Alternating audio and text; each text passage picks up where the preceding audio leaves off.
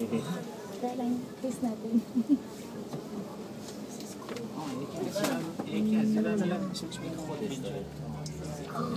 No. Oh dear. I'm just putting it down.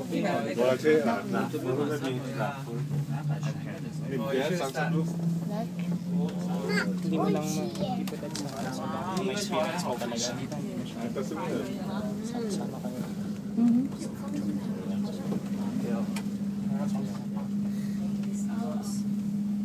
Well, happy Canada Day, everyone. Oh, happy Canada Day. Where's everyone from? Edmonton. Oh, Edmonton, Calgary, exotic places. Good.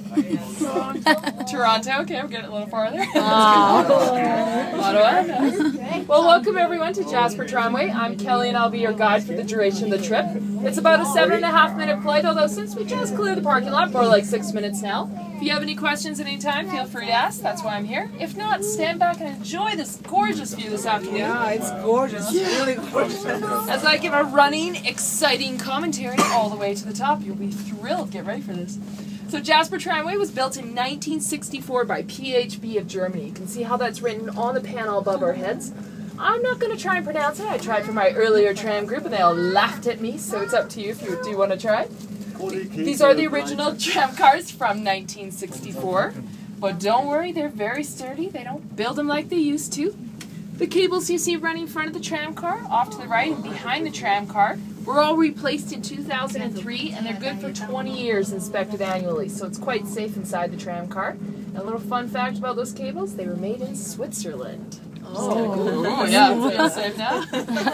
So we are approaching the tower. When we do go over it, we may sway a bit, so just make sure you are still holding on. And if I talk too fast, it's because I've had 3 cups of coffee. I'm sorry. I'm so jittery right now. It's like, woo! Coming out.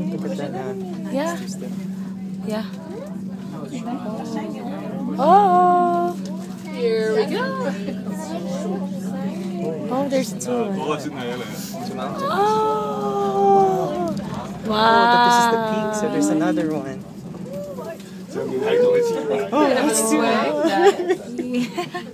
So our elevation change today will be about 1,005 meters. The lower terminal, which we just left, was at 1,258 meters. Yeah. And the upper terminal, so you can see in front of us, our destination, is at 2,263 meters.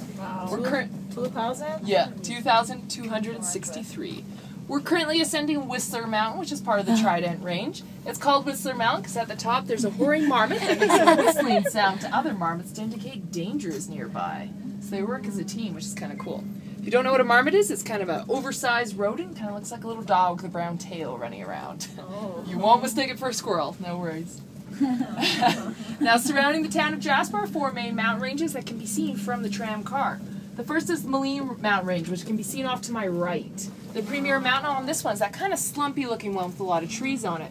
That one's actually called Signal Mountain. It's called Signal Mountain because in 1941 a fire lookout was built on the top of it. It was used for 4 decades until, ironically, it burned down.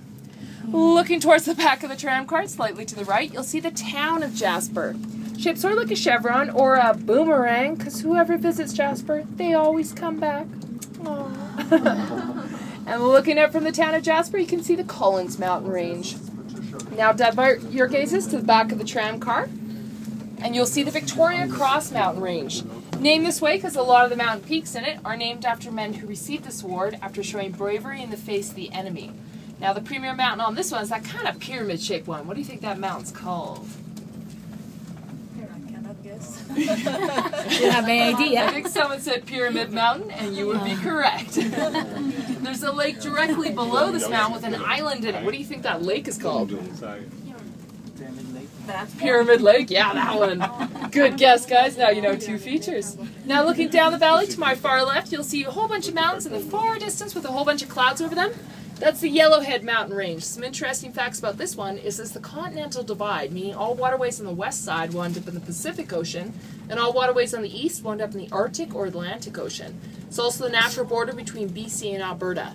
Now we are slowly approaching the upper terminal, as the little boy on my last flight said, the Death Star. Oh. So we're approaching the Death Star, and on the main floor is the gift shop, lobby, and washrooms. And on the second floor is the Tree Line Restaurant. I will be letting you out onto the boardwalk right away so you can get the full panoramic view of the entire valley. And once you do decide to come back down, just go into the lobby and tell someone you want to go back down, and flights depart every 9 minutes. We do ask while you're up here you follow 3 rules. 1, don't feed the wildlife, even though some of them are quite cute. 2, stay on the trails. And 3, don't take any environmental souvenirs, because things at this elevation are just trying to grow, and we want to leave for future explorers to see. Any questions? Go over everything, so. Let's take a picture. That's it. And keep your eyes peeled on the rocks. Sometimes you'll see little pikas or the rock rabbits running I'm around. just shocked. It's very beautiful and Yeah. terrific. It's lucky you guys came now. This morning we were all boxed in by clouds. Yeah. We're lucky it's sunny. Yeah. Is anyone going to the parade in town for Canada Day? No? Oh, shucks. It's all good. We're just slowing down for docking speed. We might bump a bit as we come into the docking bay. It's completely normal. Just make sure you are still holding on.